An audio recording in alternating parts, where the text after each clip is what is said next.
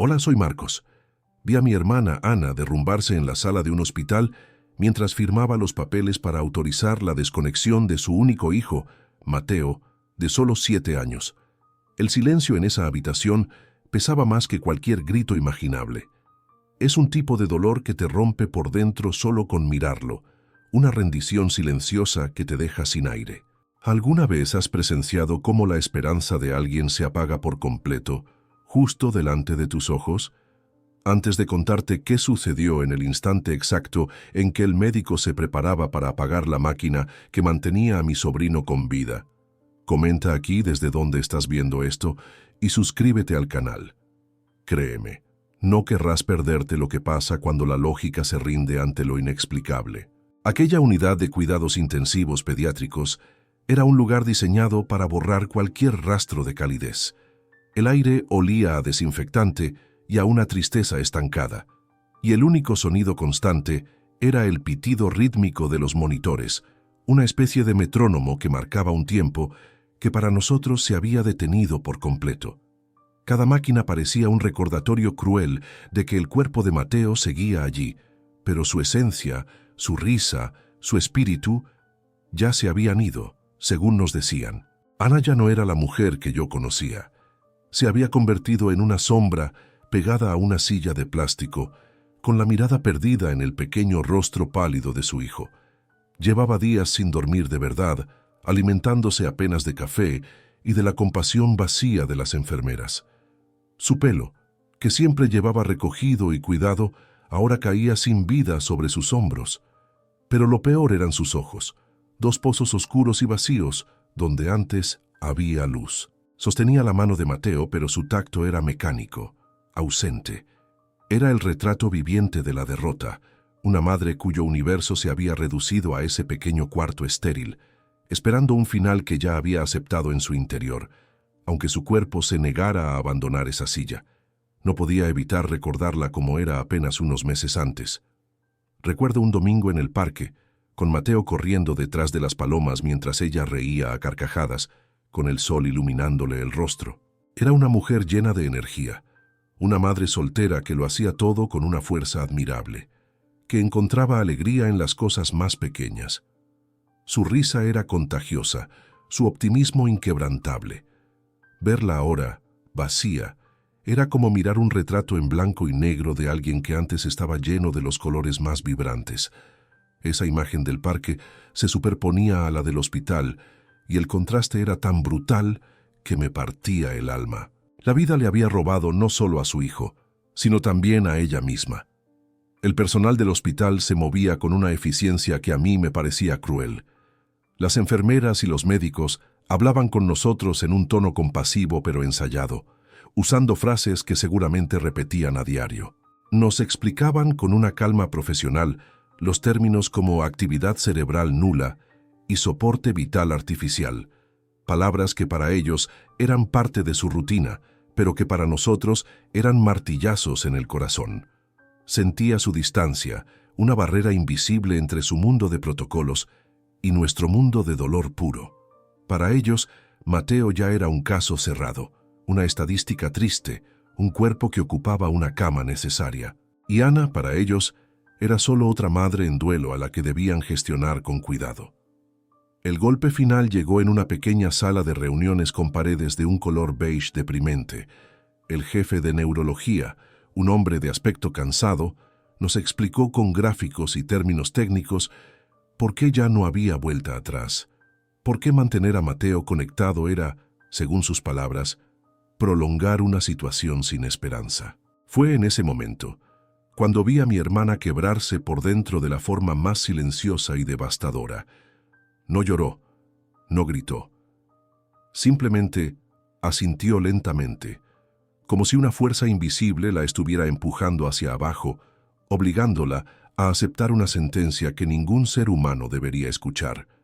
Firmó los papeles con una mano temblorosa y en ese trazo de tinta se fue la última pizca de fe que le quedaba. Después de firmar, volvimos a la habitación de Mateo. El aire allí dentro se había vuelto denso, casi irrespirable. Era como si la tinta de su firma hubiera liberado una toxina invisible que se aferraba a todo. Ana se sentó de nuevo en la misma silla de plástico, pero su postura había cambiado. Ya no había tensión en sus hombros, ni la más mínima chispa de lucha. Se había rendido.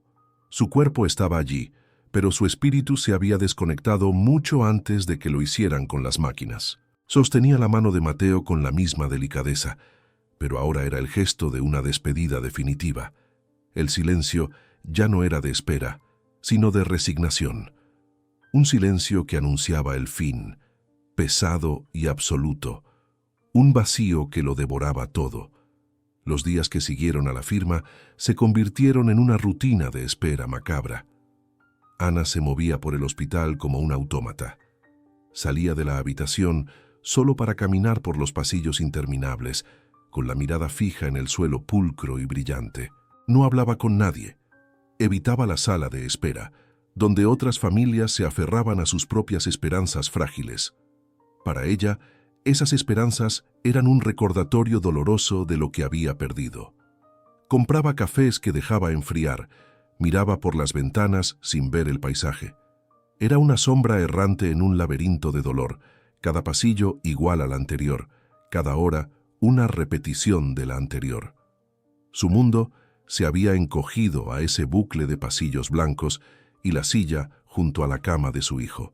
Fue en una de esas caminatas sin rumbo cuando ocurrió algo diferente. Ana se había detenido en un corredor menos transitado, apoyando la frente contra el cristal frío de una ventana que daba a un patio interior desolador. Estaba tan sumida en su vacío que no se dio cuenta de la pequeña figura que se había detenido a su lado. Era una niña, de no más de 5 o 6 años, con el pelo oscuro y unos ojos increíblemente grandes y serios. Llevaba una bata de hospital demasiado grande para ella y abrazaba con fuerza un conejo de peluche viejo y descolorido. No dijo nada. Simplemente se quedó allí, de pie, observando a mi hermana con una calma que no era propia de un niño. Al principio, Ana la ignoró, perdida en su propia niebla.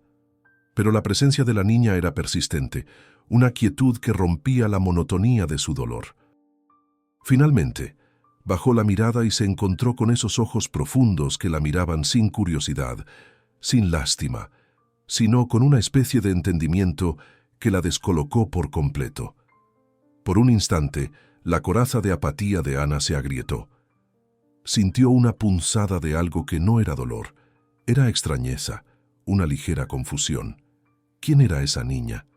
¿Por qué la miraba así? Por primera vez en días, una pregunta ajena a su tragedia logró penetrar en su mente. Fue un cambio minúsculo, casi imperceptible, pero fue el primer indicio de que algo en el universo predecible del hospital estaba a punto de cambiar.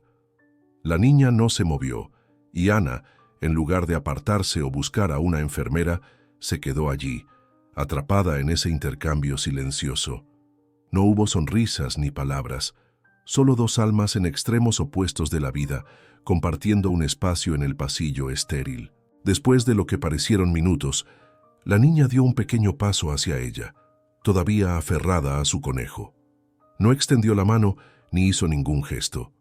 Simplemente redujo la distancia, como si quisiera anclar su presencia tranquila junto al torbellino de desesperación de mi hermana. Ana sintió un impulso inexplicable de no moverse, de permitir esa cercanía. Era como si la quietud de la niña fuera un bálsamo extraño para su alma agitada, una pausa en la caída libre que estaba experimentando. Más tarde, cuando Ana me contó sobre ese momento, describió una sensación extraña. Dijo que, por un instante, el peso en su pecho pareció aligerarse, no por esperanza, sino por la simple rareza de la situación. La niña finalmente se dio la vuelta y se alejó por el pasillo con la misma lentitud silenciosa con la que había llegado, desapareciendo tras una esquina. Ana se quedó mirando el pasillo vacío, sintiendo el eco de esa presencia. No fue un milagro ni una revelación, pero fue una interrupción, una nota discordante en la sinfonía de su sufrimiento. Fue la primera piedra que se movía en el paisaje estático de su rendición, un pequeño temblor que anunciaba un terremoto que nadie, absolutamente nadie, podría haber previsto.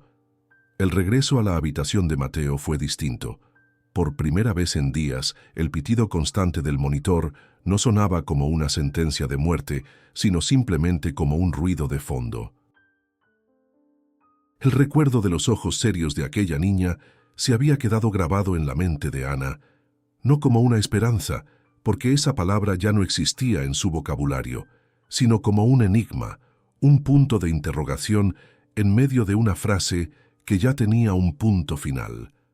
Se sentó en la silla de siempre, pero su postura era diferente. Ya no miraba a Mateo como la encarnación de su pérdida, sino que lo observaba con una nueva curiosidad, casi como si esperara que él también le explicara quién era esa pequeña y por qué su presencia había logrado silenciar, aunque fuera por un instante, el grito ensordecedor de su dolor.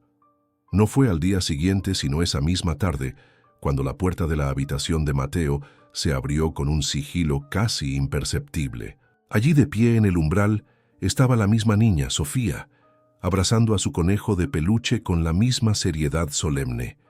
Las enfermeras pasaban por el pasillo, ocupadas en sus rutinas, sin prestarle la más mínima atención, como si la niña fuera invisible para todos excepto para Ana.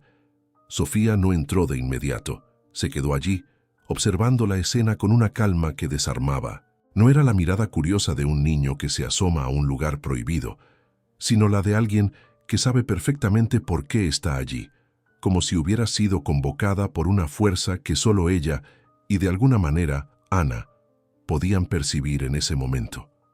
Mi hermana, en lugar de sentir alarma o llamar a una enfermera como habría hecho cualquier persona en su sano juicio, sintió una calma extraña, una especie de aceptación. Con un gesto lento, casi imperceptible, inclinó la cabeza, una invitación silenciosa para que la niña entrara. Sofía avanzó con pasos lentos y seguros, sin hacer ruido, y se detuvo junto a la cama de Mateo. Ana no le preguntó su nombre ni de dónde venía. En ese momento, las palabras parecían vulgares, innecesarias.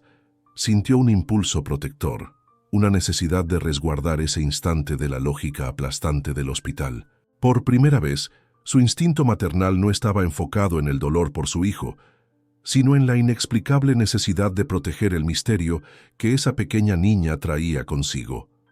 Sofía no dijo nada. Simplemente extendió su manita y la colocó con una delicadeza infinita al lado de la de Mateo, sin llegar a tocarla, pero tan cerca que el contraste entre la vida en sus dedos y la quietud de los de mi sobrino era abrumador. Ana contuvo la respiración, observando la escena con una intensidad que le dolía en el pecho. Fue entonces cuando lo vio. Un parpadeo fugaz en la línea plana del monitor de actividad cerebral.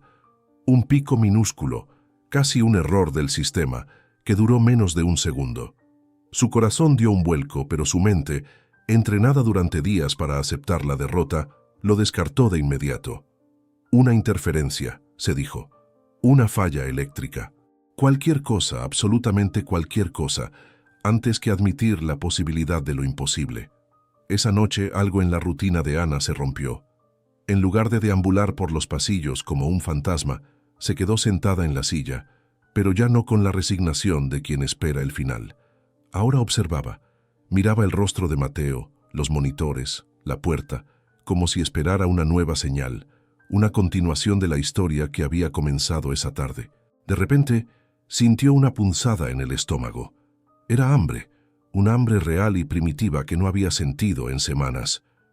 Se levantó, fue a la cafetería del hospital y pidió una sopa caliente. Se la comió despacio, cada cucharada un acto de rebelión contra el vacío. No era hambre de placer, sino de supervivencia, como si una parte de ella, una que creía muerta, hubiera decidido que necesitaba fuerzas para lo que fuera a venir. Al día siguiente, Sofía volvió. Esta vez, se acercó directamente a Ana, que seguía en su silla. La niña la miró fijamente a los ojos, y por primera vez, una levísima sonrisa asomó en sus labios. Luego, su mirada se desvió hacia Mateo y de vuelta hacia Ana, como si estuviera tejiendo un hilo invisible entre ellos. Con una seriedad que helaba la sangre, levantó su dedito y señaló el pecho de Mateo, justo donde latía su corazón gracias a las máquinas. Ana, con la voz hecha un nudo, Apenas pudo susurrar: «¿Tú lo sientes?». Sofía no respondió con palabras, simplemente asintió una vez, un movimiento lento y deliberado, lleno de una certeza que trascendía su edad. Ese simple gesto lo cambió todo. Ya no era una coincidencia, era una promesa silenciosa. Después de ese asentimiento de Sofía, una energía extraña se instaló en mi hermana. Su vigilia junto a la cama de Mateo se transformó. Ya no era la espera pasiva de una madre resignada, sino la observación minuciosa de una científica al borde de un descubrimiento. Sus ojos no se despegaban de los monitores, no buscando un milagro, sino una prueba, una anomalía que confirmara lo que su instinto le gritaba. Cada pequeño pico en los gráficos, cada fluctuación mínima que antes habría ignorado, ahora era un dato. Anotaba las horas, los cambios, cualquier cosa que se saliera del patrón plano y monótono de la muerte cerebral. Las enfermeras la miraban con una mezcla de lástima y preocupación, pensando que el dolor la estaba empujando hacia el delirio, pero Ana estaba más lúcida que nunca. Estaba buscando el lenguaje secreto de lo imposible. Fue 2 días después cuando notó el primer cambio físico en Mateo. Al principio pensó que era su imaginación, un truco de la luz artificial del cuarto. El tono de la piel de mi sobrino, que durante semanas había tenido un color pálido, casi ceroso, parecía tener un levísimo rubor, una calidez casi imperceptible bajo la superficie. Se acercó, tocando su mejilla con el dorso de la mano. No había fiebre, no había un cambio de temperatura real, pero el color era diferente. Era el matiz sutil que separa a un cuerpo sin vida de uno que lucha en silencio. Se pasó horas observándolo, cambiando de ángulo, dudando de sus propios ojos. ¿Era real o era su mente, tan desesperada por una señal que había empezado a fabricarla? Ese día no le dijo nada a nadie. Guardó esa pequeña duda como un tesoro frágil. Cuando finalmente me lo contó por teléfono, su voz era un susurro cargado de una emoción que yo no sabía cómo interpretar.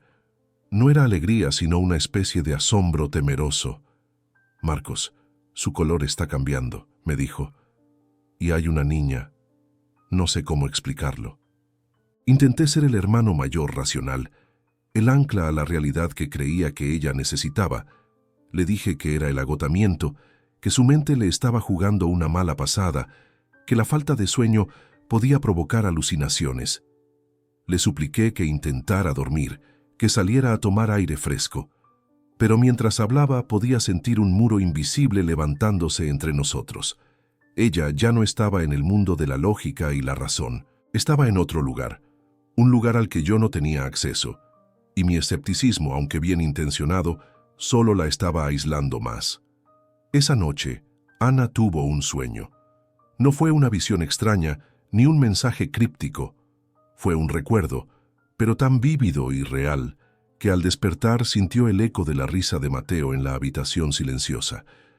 Soñó con una tarde de verano en casa de nuestros padres, con Mateo, de 5 años, corriendo por el jardín mientras intentaba atrapar una mariposa. Recordó el sonido exacto de sus pies descalzos sobre la hierba, el brillo del sol en su pelo castaño y sobre todo su risa, una carcajada pura y contagiosa que llenaba todo el espacio.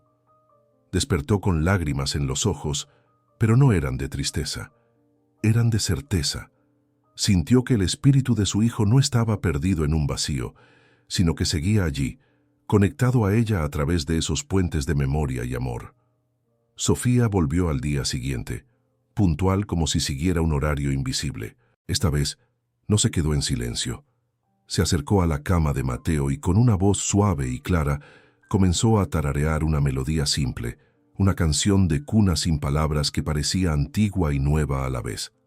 Ana se quedó inmóvil, escuchando, sintiendo que esa melodía llenaba el espacio estéril con algo cálido y vivo. Horas más tarde, una enfermera vino a hacer la revisión de rutina.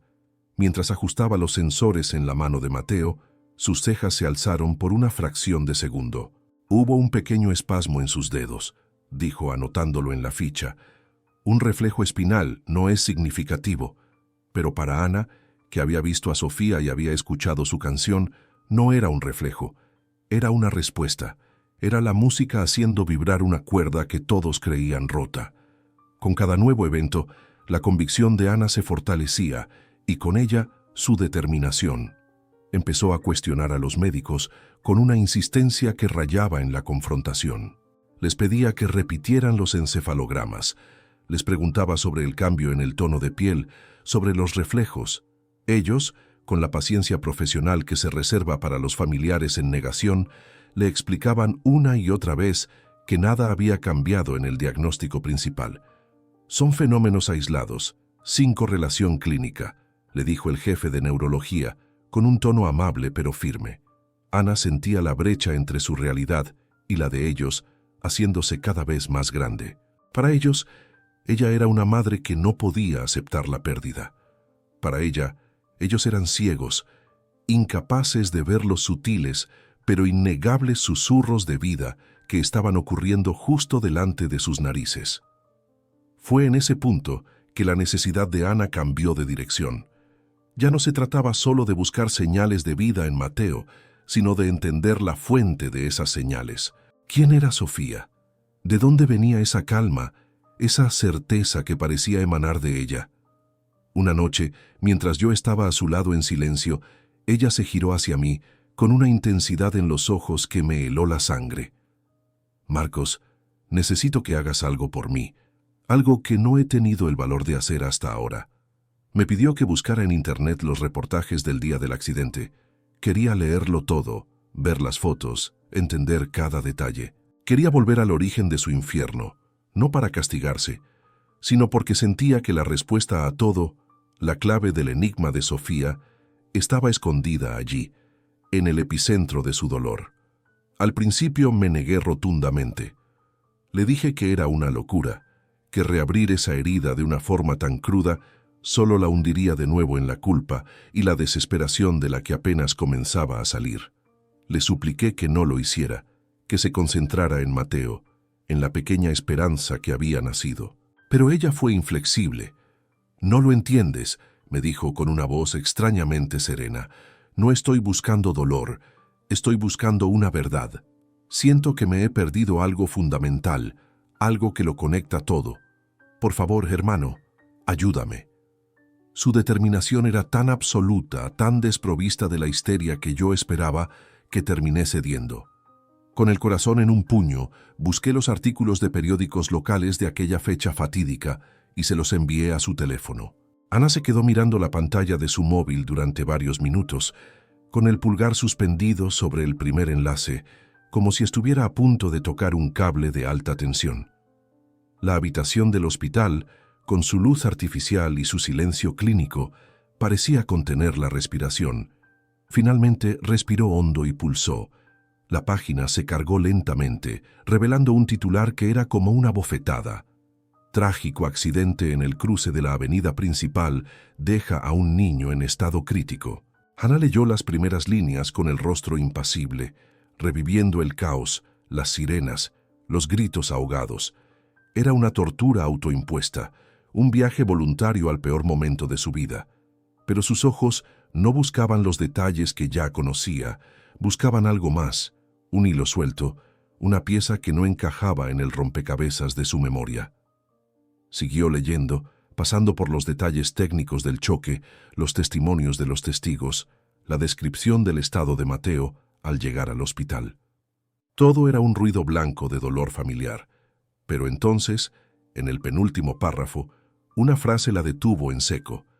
El periodista mencionaba que en el otro vehículo implicado en la colisión viajaba una familia que regresaba de unas vacaciones. El padre y la madre habían sufrido heridas leves, pero su única hija no había tenido la misma suerte. El corazón de Ana empezó a latir con una fuerza descontrolada. Había bloqueado por completo ese detalle, lo había borrado de su mente como un mecanismo de defensa para no añadir más peso a su insoportable culpa. Una niña. Había otra niña. Y entonces lo vio.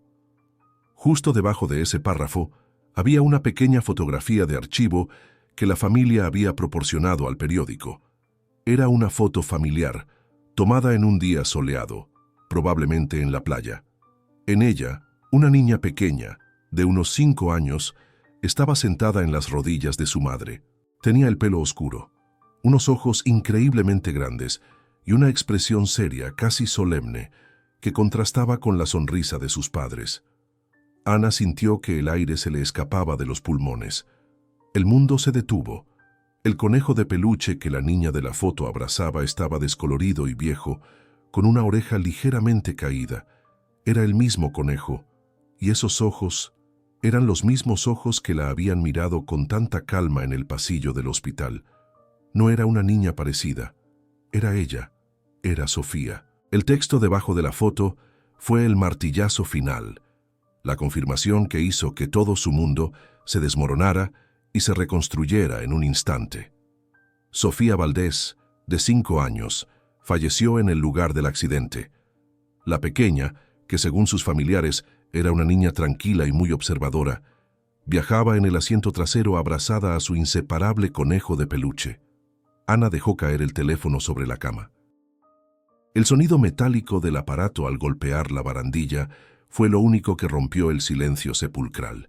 Sofía, la niña que la había consolado, la que había tarareado junto a la cama de Mateo, la que le había devuelto la fe, estaba muerta.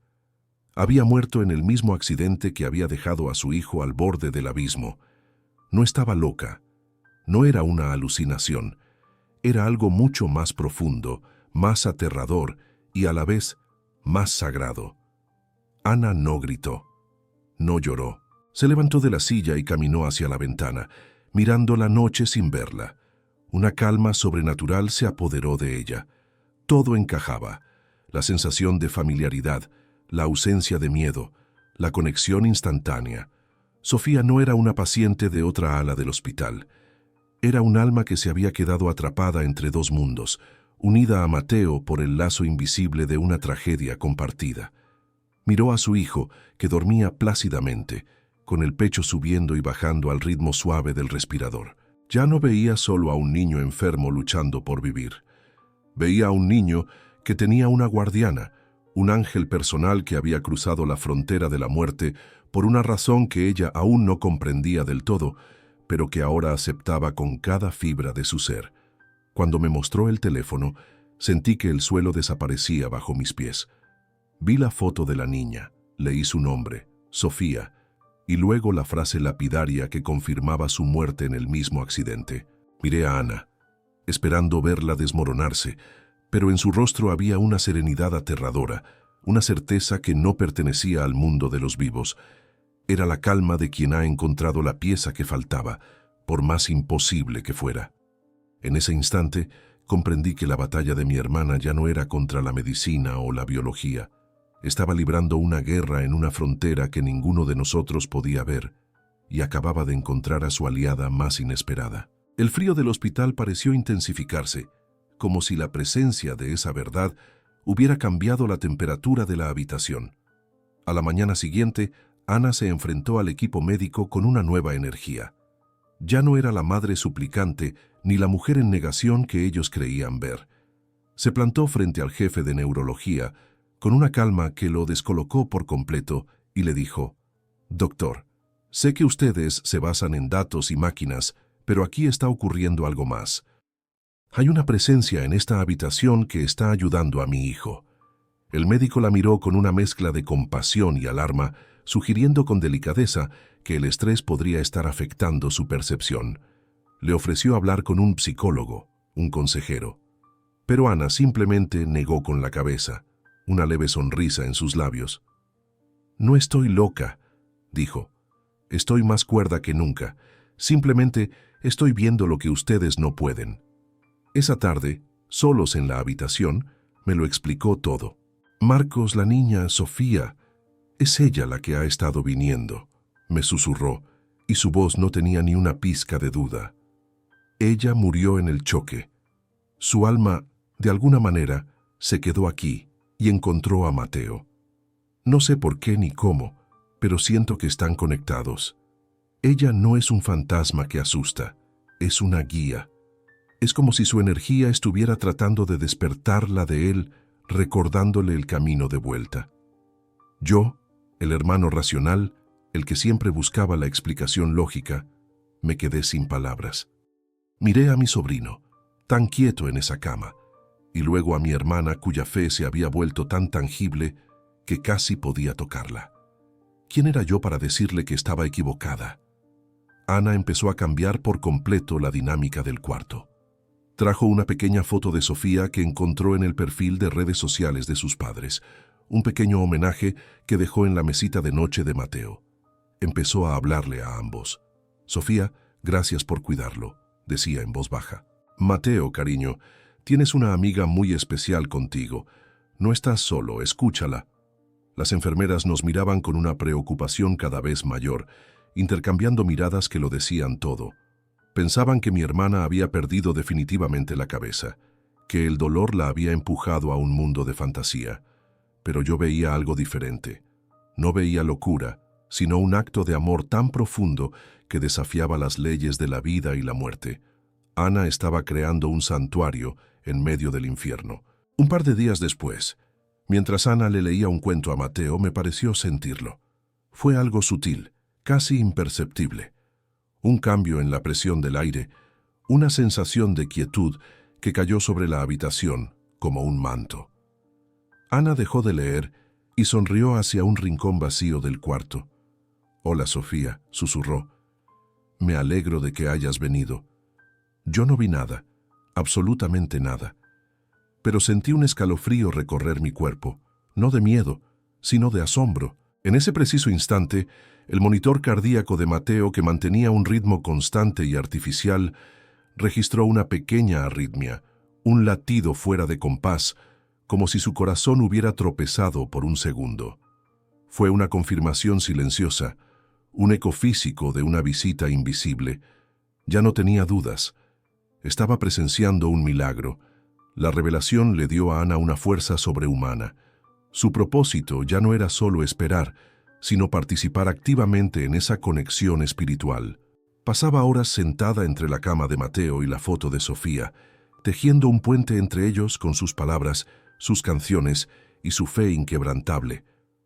«Ustedes dos son víctimas de la misma oscuridad, pero juntos pueden encontrar la luz», les decía.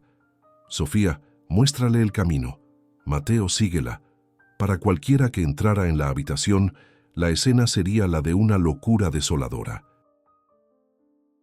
Pero para nosotros, que estábamos dentro de ese círculo sagrado, era el acto de fe más puro y poderoso que habíamos presenciado. Ana no estaba rezando a un Dios distante. Estaba conversando directamente con las fuerzas que movían los hilos de lo imposible. El enfrentamiento final con la lógica llegó una semana después. El Comité de Ética del hospital había convocado una reunión para discutir, una vez más, la futilidad del tratamiento. Entramos en la sala y el ambiente era tenso. El jefe de neurología comenzó a hablar, con su tono profesional y compasivo, sobre la ausencia de mejoras clínicamente significativas. Pero antes de que pudiera continuar, Ana lo interrumpió, no con un grito, sino con una serenidad que silenció a todos. «Mi hijo no está solo en esto», dijo mirándolos a los ojos. «Tiene una guardiana, un alma llamada Sofía, que murió para que él tuviera una oportunidad». Justo cuando el escepticismo se dibujaba en los rostros de los médicos, mi teléfono vibró. Era una enfermera de la UCI. «Marcos, tienes que venir ya». Mateo ha abierto los ojos. Salimos corriendo de esa sala de reuniones y atravesamos el pasillo como si el suelo quemara. Al llegar a la habitación, la escena era de un caos controlado. 2 médicos más estaban allí, revisando los monitores, hablando en un lenguaje técnico y rápido que ya no nos importaba. El jefe de neurología, el mismo que minutos antes nos hablaba de futilidad, tenía el rostro pálido, una máscara de incredulidad profesional. Nadie nos miraba. Estaban demasiado ocupados intentando entender, intentando encajar lo que veían en sus protocolos y manuales, pero era inútil. La lógica se había roto. La habitación ya no olía a desinfectante y a derrota. Ahora olía a ozono después de una tormenta, a algo sagrado e imposible. Ana se arrodilló junto a la cama, tomó la mano de Mateo y no dijo nada. El silencio ya no era de espera, era de asombro. El milagro no fue como en las películas, donde el niño se sienta en la cama y pregunta qué ha pasado. La recuperación de Mateo fue un camino largo, una escalada lenta y dolorosa desde un abismo profundo. Que abriera los ojos fue solo el primer paso. Luego vinieron semanas de una quietud frustrante, seguidas de meses de terapia intensiva. Fisioterapeutas moviendo sus extremidades, logopedas intentando arrancar de su garganta un sonido, cualquier sonido. Ana estuvo a su lado en cada instante, no con la desesperación de antes, sino con una paciencia infinita. Celebraba cada pequeño avance como si fuera la mayor de las victorias. Un dedo que se movía voluntariamente, un parpadeo en respuesta a su voz, la primera cucharada de puré que logró tragar. Estaba reconstruyendo a su hijo pieza por pieza, con un amor que ahora tenía la solidez de la fe. Lo más increíble, sin embargo, no fue la recuperación física de Mateo, sino la sanación interior de Ana. La culpa que la había carcomido, esa sombra que la seguía por los pasillos del hospital, simplemente se desvaneció. Se fue. En su lugar quedó una gratitud serena, una aceptación profunda del misterio. Ya no buscaba respuestas ni explicaciones. La foto de Sofía seguía en la mesita de noche, pero ya no era un enigma que resolver, sino un recordatorio sagrado. Veía a mi hermana moverse con una levedad que no le conocía, como si se hubiera quitado un peso invisible de los hombros. Había estado en el infierno y había vuelto, pero no volvió sola. Volvió de la mano de una certeza que era más fuerte que cualquier diagnóstico, más real que cualquier máquina. Ya no era una víctima, era la guardiana de un milagro. Recuerdo el día exacto en que supimos que Mateo, el verdadero Mateo, había vuelto. Habían pasado casi 4 meses. Estaba sentado en una silla de ruedas especial, mirando por la ventana del hospital. Ana estaba a su lado, contándole una historia sobre un dragón que tenía miedo a volar. De repente, él giró lentamente la cabeza, la miró fijamente a los ojos y sonrió. No fue una mueca, no fue un reflejo. Fue una sonrisa completa, luminosa, llena de picardía, la misma sonrisa que yo recordaba del parque, de sus cumpleaños, de antes del accidente. Ana se quedó sin aliento y las lágrimas empezaron a correr por su rostro, pero esta vez eran lágrimas de pura alegría. En esa sonrisa estaba todo, el reconocimiento, el amor, la vida. El dragón de la historia había aprendido a volar, y nuestro niño había encontrado el camino de vuelta a casa. Y Sofía, no la volvimos a ver. Su presencia, que había sido tan tangible en los momentos más oscuros, se fue disipando a medida que la luz volvía a la vida de Mateo. No hubo una despedida formal, no hubo un adiós. Simplemente dejó de estar. Unas semanas antes de que le dieran el alta a Mateo, Ana estaba en la habitación ordenando sus cosas. Miró por la ventana hacia el pequeño jardín del hospital y la vio.